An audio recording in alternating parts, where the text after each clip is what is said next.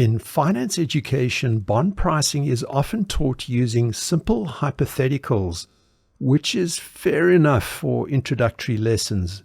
But if these are the only examples that are used in your fixed income course, there is, in my opinion, a missed opportunity. A real-world context has great potential for bringing the subject to life. So I'm going to use a different approach here and take you beyond the classroom and into the actual financial markets. I will show you how to price a real bond issued not so long ago by Walmart. You will see firsthand how the apparently simple tools taught in textbooks are in fact powerful instruments that really do work and which are used daily by financial professionals. In this prospectus from late 2020 for a total bond issue of $5 billion by Walmart, we'll take a detailed look at the 2052 notes issued with a face value of $1 billion. Before continuing, a comment on fixed income market terminology. You may have been told that there is a hard rule in which bonds are instruments with maturities greater than 10 years, notes are between 1 to 10 years, and instruments at the short end of the maturity spectrum are called bills. However, these labels actually do vary quite a bit, especially for corporate bonds as opposed to US Treasuries.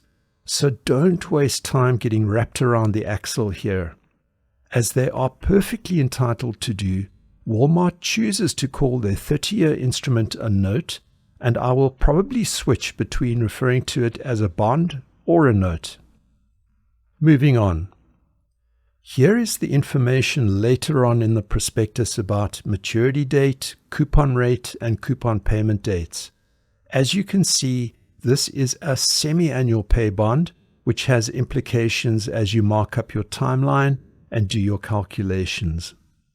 We'll use a fictitious scenario in which today is the 9th of September 2022 and the market yield for this bond is 5.284%. What is its value?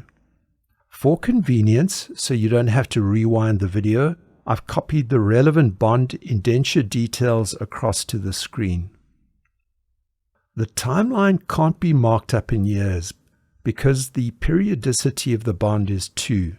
So, with exactly 30 years from today to maturity date, we need a timeline that starts at 0 and ends at 60. The present value is the unknown that we will calculate. At each 6-month notch on the timeline, a coupon is paid. The coupon rate is 4.5% on a $1 billion issue, so the total annual coupon is $45 million.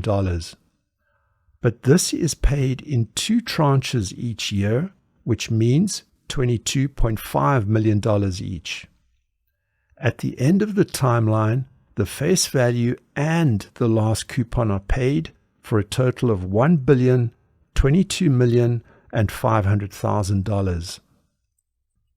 Next, we look at the market yield given as 4.682%. We are not told anything about the periodicity of this rate, but it is reasonable to assume that the rate aligns with the coupon frequency and so is a bond equivalent yield, which obviously means stated annual, compounded twice a year. So the actual rate we need is the supplied number divided by 2, which is 2.431% per 6-month period.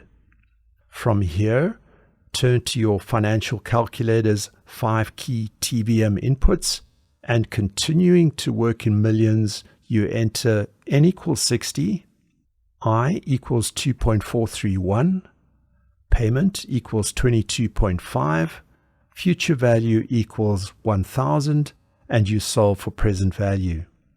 You should get the number shown on the screen at around $943.2 million. If your answer was instead $960,340,431 I bet you will see a begin flag somewhere on your calculator display.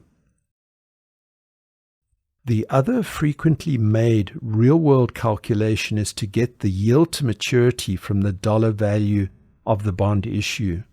Notice in the lower right-hand side of the first page of the prospectus, we are told that the net proceeds to Walmart for the 2052 notes is $992.01 million.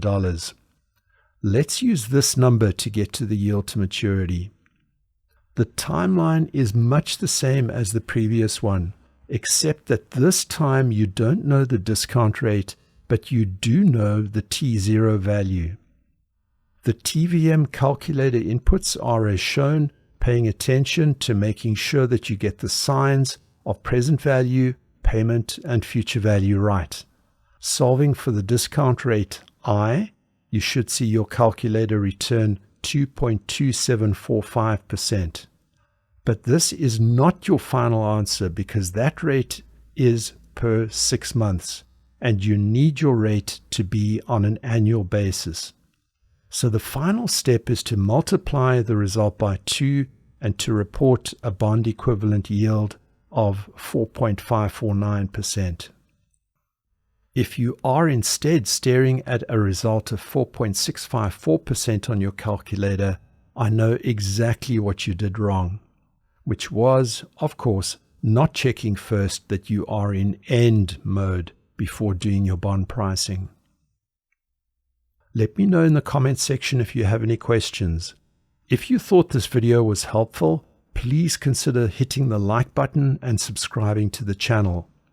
One benefit of being a subscriber, which is completely free, is that you will stay informed on when I release my free course materials and question banks. Thank you very much for watching, and I hope to have you back soon for more finance topics clearly explained.